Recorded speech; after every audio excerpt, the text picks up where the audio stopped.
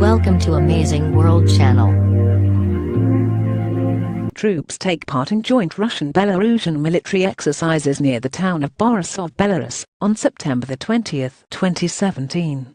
Sergei GaponAFPGetty Images Brussels. Latvia's intelligence services are examining a partial disruption of the nation's cellular network and emergency services hotline that may have been a fresh example of Russia's electronic warfare capabilities, Latvian and NATO officials said.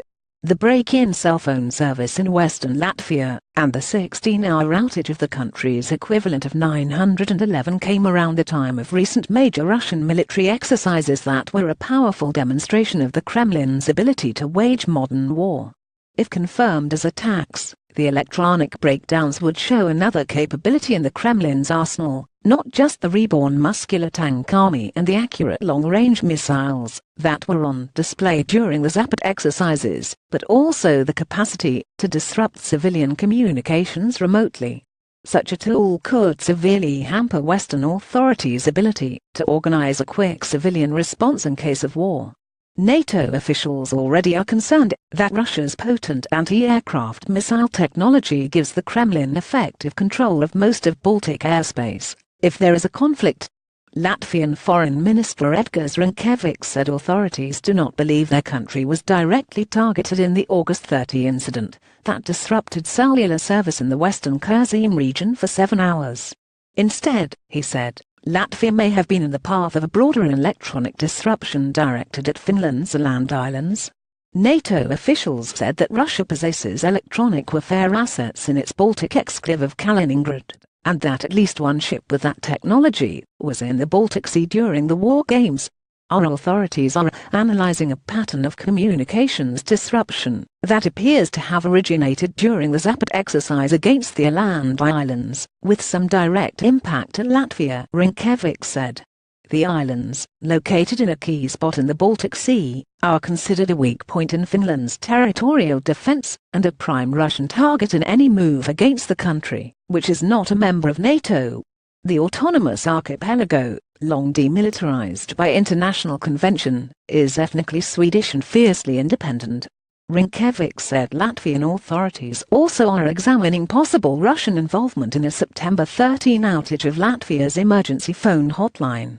Nothing has yet been proved, he said.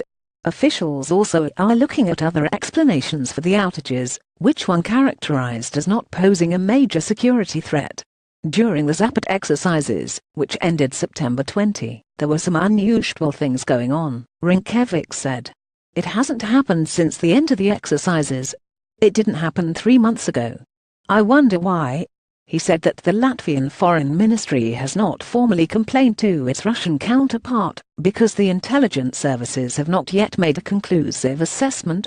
2 other senior NATO officials, speaking on the condition of anonymity, to discuss preliminary assessments of the exercises, echoed the Latvian concerns, while also cautioning that Western intelligence services have yet to reach conclusions. A third senior NATO official said the alliance believes that Russia used jamming technology and drones during the exercises, that it has also used in Ukraine and Syria. The Russian Defense Ministry did not respond to a request for comment.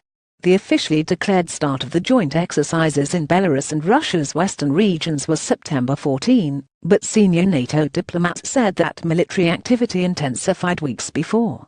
NATO leaders say Russian military planners evaded transparency requirements by claiming that a single major exercise was actually a series of smaller ones that fell below reporting levels designated by international agreements. The Kremlin denies the accusation. NATO allies watched the exercises carefully to learn more about the Russian military's modernization efforts and also to guard against any possible incursion into Allied territory.